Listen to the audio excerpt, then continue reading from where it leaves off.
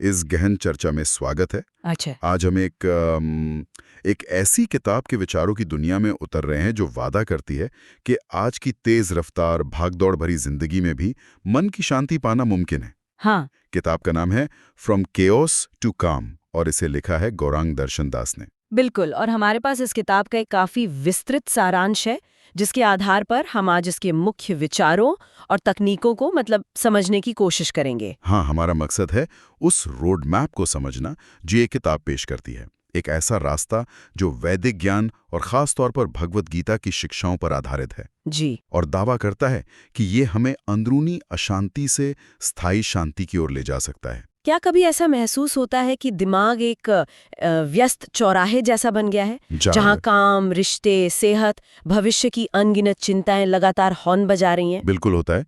ये किताब इसी अंदरूनी शोर को कम करने, उसे एक शांत जगह में बदलने का एक व्यावहारिक ढांचा पेश करती है। तो चलिए इस ढांचे को परत दर परत खोलते हैं। किताब की शुरुआत ही इस बुनियादी विचार से होती है कि अशांति का स्रोत बाहर की दुनिया में उतना नहीं है जितना हमारे अपने अंदर है। सही। लेखक इस अंदरूनी अशांति के मुख्य कारण क्या बताते हैं? यहाँ बात दिलचस्प हो जाती है।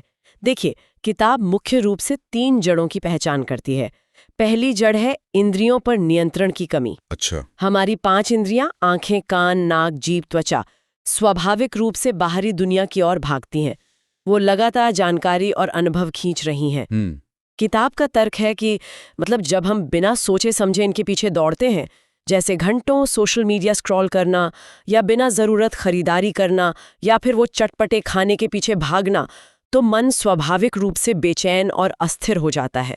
ये बात तो बहुत जानी पहचानी लगती है। आजकल ध्यान भटकाने वाली चीजें इतनी ज्यादा हैं कि इंद्रियों को काबू में रखने एक बहुत बड़ी चुनौती बन गई है ना? बिल्कुल। लेकिन क्या सिर्फ इंद्रियां ये वजह है? नहीं, इंद्रियों का भटकाव तो एक हिस्सा है। दूसरी बड़ी वजह है अनियंत्रित मन। हाँ, किताब में मन की तुलना एक चंचल बंदर से की गई है जो एक डाल से दूसरी डाल पर कूदता रहता है। ये मन या तो अतीत के पछतावे में डूबा रहता है, काश मैंने ऐसा किया होता, या भविष्य की चिंताओं में उलझा रहता है, पता नहीं कल क्या होगा।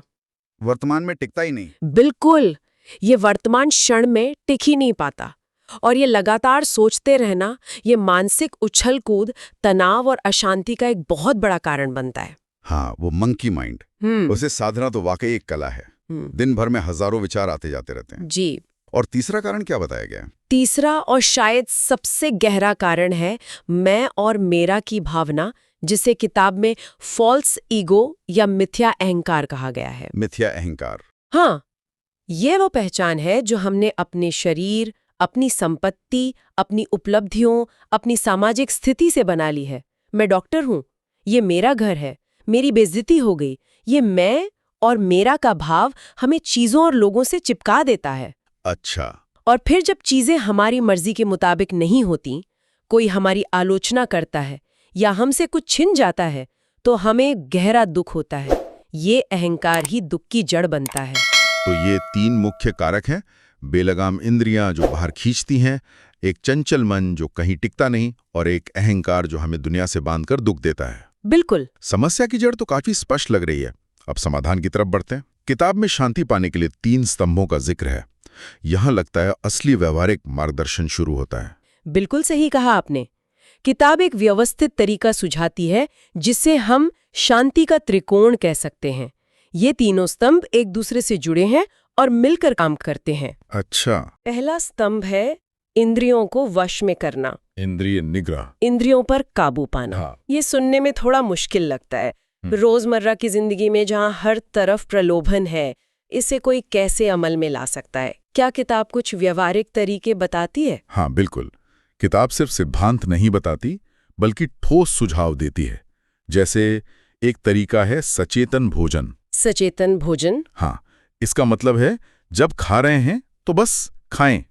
अपने भोजन के रंग, रूप, गंध, स्वाद और बनावट पर ध्यान दें। टीवी देखते हुए या फोन चलाते हुए ना खाएं। किताब ये भी बताती है कि सात्विक भोजन यानी ताज़ा, हल्का, प्राकृतिक भोजन जो मन में उत्तेजना या आलस से ना लाए, इंद्रियों और मन दोनों को शांत रखने में मदद करता है। यानी सिर्फ पेट भरना नहीं, बल्कि खाने के अनुभव को पूरी तरह जीना। ये छोटा बदलाव लगता है, पर शायद इसका असर गहरा होता होगा। बिल्कुल गहरा होता है। और क्या तरीके हैं? दूसरा सुझाव है स्क्रीन टाइम को सीमित करना।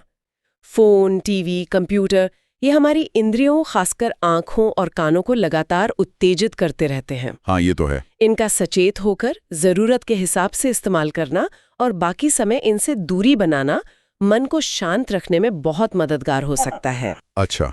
तीसरा, इंद्रियों को जानबूझकर विश्राम देना। दिन में कुछ बार बस कुछ पलों के लिए आंखें बंद करके बैठना और इंद्रियों को बाहरी दुनिया से हटाकर अंदर की ओर मोड़ना। जैसे हम शरीर को आराम देते हैं, वैसे ही इंद्रियों को भी आराम की जरूरत होती है। ये दिलचस्प है। ये छोटे छोटे अनुशासन है जो शायद हमारी बिखरी हुई ऊर्जा को समेटने में मदद कर सकते हैं। इंद्रियों को थोड़ा संभालने के बाद अब उस असली चुनौती पर आते हैं, हमारा अपना मन। हाँ जी। ये दूसरा स्तंभ है, मन को प्रशिक्षित करना, मनाह प्रशिक्षण। उस चंचल बंदर को साधने के लिए किताब क्या रास्ता सुझाती है?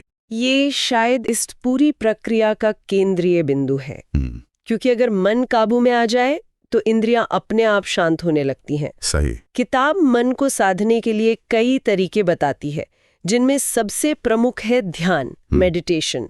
यहाँ ये स्पष्ट किया गया है कि ध्यान कोई पलायन या निष्क्रियता नहीं है, बल्कि ये मन का व्यायाम है। उसे एकाग्र और शांत करने की एक तकनीक है। मन का व्यायाम, ये अच्छा नजरिया। जी, रोजाना कुछ मिनट, चाहे 5 या 10 मिनट ही क्यों ना हो, शांत बैठकर अपनी आती जाती सांसों पर ध्यान लगाना मन को वर्तमान में लाने और उसकी चंचलता कम करने का एक शक्तिशाली तरीका है। ध्यान की बात तो आजकल बहुत सुनने में आती है, पर इसे सिर्फ एक ट्रेंड न समझकर मन के व्यायाम की तरह देखना, ये एक महत्वपूर्ण दृष्टिकोण है। बिल्कुल। और ध्यान के अलावा मन को साधने की और क्या तरीके सुझाए गए हैं? एक और बहुत महत्वपूर्ण तरीका है सकारात्मक मानसिक आहार। मानसिक आहार? हाँ, जैसे हम अपने शरीर को स्वस्थ रखने के लिए पौष्टिक भोजन चुनते हैं, वैसे ही हमें अपने मन को स्वस्थ रखने के लिए सकारात्मक और प्रेरणादायी विचार चुनने की जरूरत है। अच्छा। किताब सलाह देती है कि नकारात्मक खबरों, गपशप या ऐसी सामग्री से बचे जो मन में चिंता, भय या क्रोध पैदा करती हों। इसकी जगह अच्छी किताबें पढ़ें, प्रेरणादायक बातें सुनें, सकारात्मक और आध्यात्मिक सोच वाले लोगों की संगति में रहें। ये हमारे मानसिक वातावरण को शुद्ध करता है। ये बात बहुत मायने रखती है। हम अक्सर इस बात पर ध्यान नहीं देते कि हम अपने मन में किस तरह की जानकारी और विचार डाल रहे हैं। बिल्कुल नहीं देते। हमारी मानसिक खुराक का हमारी शांति पर सीधा असर पड़ता है। बिल्कुल। और इसी स्तंभ का तीसरा पहलू है कर्मयोग, जो भगवद गीता का एक प्रमुख सिद्धांत है। कर्मयोग? इसका सार है अपने काम या कर्तव्य को पूरी लगन, ईमानदारी और क्षमता से करना, लेकिन उसके परिणाम या फल की चिंता या आसक्ति के बिना। ध्यान कर्म पर हो, फल पर नहीं। जब हम सिर्फ नतीजे के बारे में सोचते हैं तो तनाव, चिंता और निराशा स्वाभाविक है। लेकिन जब हम प्रक्रिया पर ध्यान केंद्रित करते हैं और अपना सर्वश्रेष्ठ देते हैं तो मन ज्यादा शांत रहता है, चाहे परिणाम कुछ भी हो। अपने काम को ही एक साधना बना लेना, ये वाकई काम के प्रति नजरिया बदल सकता है, खासकर आजकल की परिणाम केंद्रित दुनिया में। जी हाँ। ये दो स्तंभ, इंद्रियों पर नियंत्रण और मन का प्रशिक्षण, तो काफी हद तक मनोवैज्ञानिक और व्यावहारिक लगते हैं। लेकिन तीसरा स्तंभ कुछ और गहरा इशारा करता है, आध्यात्मिक जागरूकता। ये क्या है? हाँ, ये तीसरा स्तंभ हमें हमारे अस्तित्व के और गहरे आयाम से जोड़ता है। ये बाहरी तकनीकों से आगे बढ़कर हमारी आंतरिक समझ को बदलने पर जोर देता है। आंतरिक समझ? जी, इसमें पहला कदम है अपनी सच्ची पहचान जानना। किताब वैदिक दर्शन के आधार पर समझाती है कि हम सिर्फ ये भौतिक शरीर या ये चंचल मन नहीं है। हमारी असली पहचान एक शुद्ध अविनाशी आत्मा यानी चेतना के रूप में है। आत्मा? हाँ। जब हम इस समझ को गहराई से महसूस करने लगते हैं तो शरीर और मन से जुड़े कई डर और चिंताएं अपने आप कम होने लगती हैं, जैसे मृत्यु का भय, बूढ़े होने का डर, अपमान का डर, क्योंकि आत्मा इन सब से परे है। ये गहरा विचार है कि हमारी पहचान हमारे नाम, शरीर या पद से कहीं ज्यादा गहरी और स्थायी है। इस समझ तक पहुंचना शायद आसान ना हो। नहीं, आसान तो नहीं है, पर इसका एहसास भी शांति दे सकता है। ठीक कहा। इसी आध्यात्मिक जागरूकता का दूसरा पहलू है ईश्वर या परम चेतना से संबंध बनाना। किताब सुझाव देती है कि रोज थोड़ा समय प्रार्थना, मंत्र जाप या ईश्वर के नाम या गुणों का स्मरण करने में लगाना चाहिए। ये एक व्यक्तिगत संबंध बनाने जैसा है जो हमें ये एहसास दिलाता है कि हम अकेले नहीं हैं और एक उच्च शक्ति है जो हमारा सहारा है। ये आंतरिक संबंध हमें बाहरी दुनिया की उथल-पुथल के बीच भी एक स्थिरता और शांति का अनुभव कराता है। यानी एक ऐसा लंगर डालना जो हमें जीवन के तूफानों में बहने से बचाए, एक आंतरिक शक्ति का स्रोत खोजना। बिल्कुल। और इस स्तंभ का अंतिम लक्ष्य या कहें कि पराकाष्ठा है आत्म साक्षात्कार। आत्म साक्षात्कार। किताब के अनुसार ये वो अवस्था है जहां व्यक्ति पूरी तरह से अपने वास्तविक सच्चिदानंद स्वरूप को पहचान लेता है। सत्य, चित्त, आनंद। अच्छा। वो क्षणिक सुख दुख, मान अपमान से ऊपर उठकर अपने स्थायी आनंदमय स्वभाव में स्थित हो जाता है। ये वो परम शांति की अवस्था है जहां बाहरी दुनिया की कोई भी घटना या परिस्थिति उसकी आंतरिक शांति को भंग नहीं कर पाती। जैसे सागर? हाँ, जैसे सागर अपनी गहराइयों में हमेशा शांत रहता है, भले ही सतह पर कितनी भी लहरें क्यों न उठें। तो ये 3 स्तंभ, इंद्रियों को नियंत्रित करना, मन को प्रशिक्षित करना और आध्यात्मिक रूप से जागरूक होना, मिलकर अशांति से शांति तक का एक पूरा नक्शा तैयार करते हैं। जी, एक रोड मैप। ये विचार सुनने में तो बहुत शक्तिशाली लगते हैं, लेकिन अब सवाल उठता है कि कोई व्यक्ति जो अपनी रोजमर्रा की भागदौड़ में फंसा है, इन सब बातों को अपनी जिंदगी में उतारे कैसे? हाँ, ये जरूरी सवाल है। हाँ, क्या किताब इसके लिए भी कुछ व्यवहारिक कदम सुझाती हैं? हाँ, किताब इस बात पर बहुत जोर देती है कि ये सिद्धांत सिर्फ जानने के लिए नहीं बल्कि जीने के लिए है, और इसके लिए कुछ बहुत ही सरल और व्यवहारिक सुझाव दिए गए हैं। अच्छा। जैसे जिन्हें कोई भी अपनी दिनचर्या में शामिल करने की कोशिश कर सकता है। जैसे सुबह की शुरुआत। सुझाव दिया गया है कि दिन की शुरुआत थोड़ी जल्दी उठकर कुछ मिनट शांत बैठकर ध्यान करने, प्रार्थना करने या कुछ सकारात्मक पढ़ने से करें।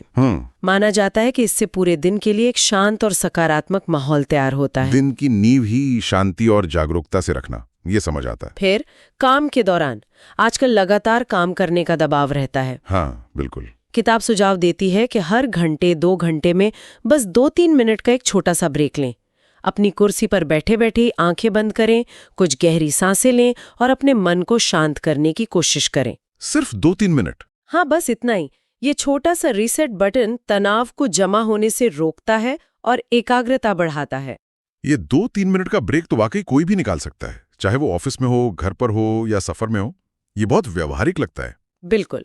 और फिर सोने से पहले, दिन भर की भागदौड़ के बाद सोने से ठीक पहले का समय भी महत्वपूर्ण है।